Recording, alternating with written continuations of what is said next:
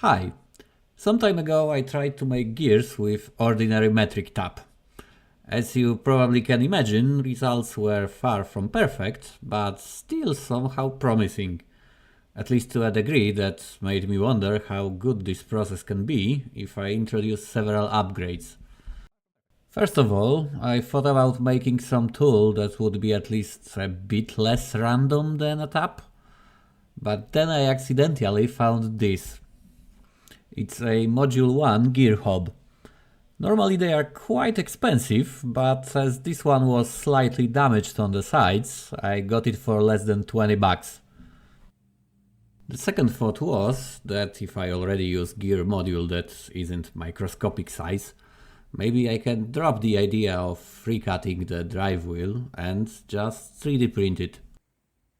3D printing is not as accurate as some might think, but for sure way more accurate than rushing with a spinning tool into the plastic and counting that it will cut uniform teeth on the correct pitch diameter.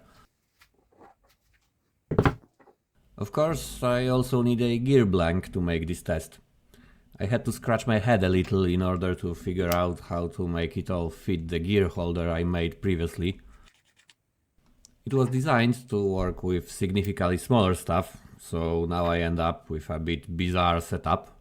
But for now, I am not trying to make it a masterpiece of engineering. I just need a quick win to figure out if it even makes sense.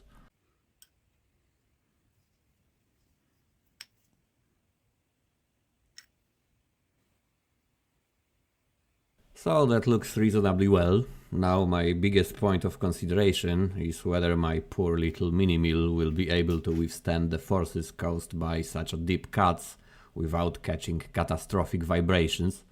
This is the biggest tool I ever used with it so far, so the size of gear hob is a little bit intimidating. Of course I don't have a tool holder that would fit my gear hob, but I have a piece of steel and lathe, so that shouldn't be a big deal. I just need to set the proper angle basing on some existing Morse taper I have. There is no option to make it right after I start turning. Yeah, I guess 5 microns difference won't be a big deal, but we'll see. I never tried it before, so it's the kind of side project that is interesting itself.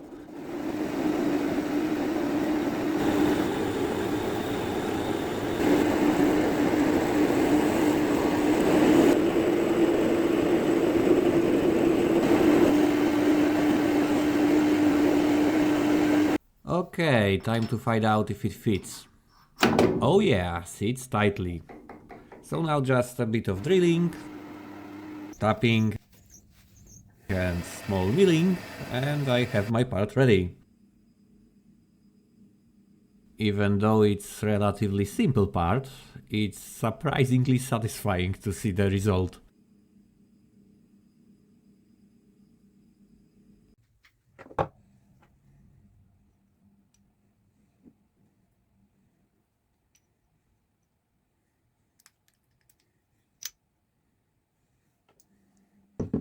I don't have a proper spring washer readily available on the shelf, so I'll just use some Loctite instead.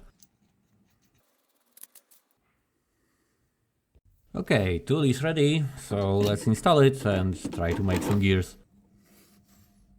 3D printed profile fits pretty well, so I hope it will drive the blank with sufficient accuracy, but we will see in a moment. So this is how it looks after I put everything in place, adjusted position and locked all the axes except the one that I'm about to move. Turning the spindle by hand makes the gear spin just like it should, so that's an optimistic observation. But how it's gonna go with motor on?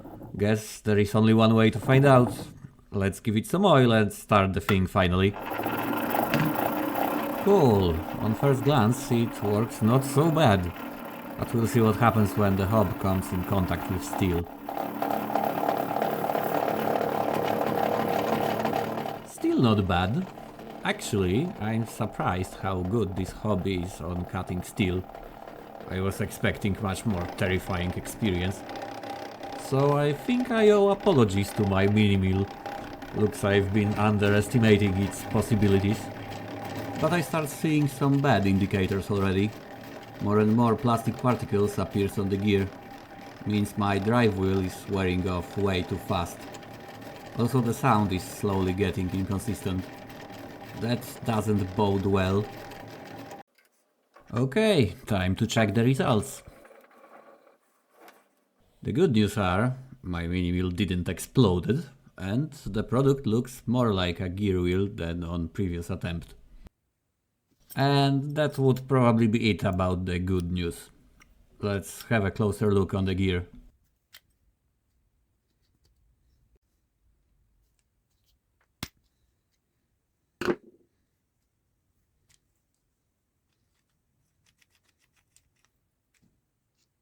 Straight away you can see that teeth profile on the front surface is oddly slim.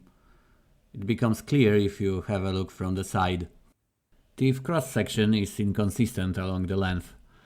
Also running surface is slightly waving, so such gear is still pretty much useless in any real machine, even though it looks nice from a distance. In my humble opinion, it happens because plastic is generally too weak to withstand a contact with cutting surface, so it's getting shaved on every turn, and after a short time it's no longer able to drive the blank with sufficient precision. So I guess the conclusion of this experiment should be that it's possible to create some gear-like object with this method, but you can't reach sufficient quality so that it would be useful for anything beyond decoration purposes. Means I'm done with it. But as I already have a gear hob and other stuff, maybe I should take additional steps? Steps is actually a very adequate word to what I have in mind. You can let me know in the comments what do you think. For now, I hope you enjoyed the video. Thanks for watching and see you next time.